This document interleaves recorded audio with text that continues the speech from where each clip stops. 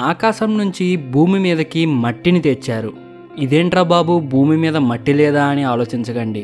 ఆ మట్టిని పరిశీలించి సైంటిస్టులు మనకి ఎన్నో కొత్త విషయాలు చెప్పనున్నారు. భూమికి ఎప్పుడూ కనిపించని చందమామకి రెండో వైపు నుంచి చైనా విజయవంతంగా అక్కడ ఉన్న మట్టిని 2 కేజీలు భూమి మీదకి తెచ్చింది. ఈ 2 కేజీల మట్టిని లూనార్ ల్యాండర్ చాంగే 6 అనే స్పేస్ షిప్ మంగళవారం భూమి మీదకి తెచ్చింది. చైనాలోని ఇన్నర్ మంగోలియన్ ప్రాంతంలో ఇది సేఫ్గా ల్యాండ్ అయింది. మే 3వ తారీఖు వెళ్లిన ఈ స్పేస్ షిప్ 55 రోజుల పాటు ప్రయాణించి నింగిని చేరుకుంది.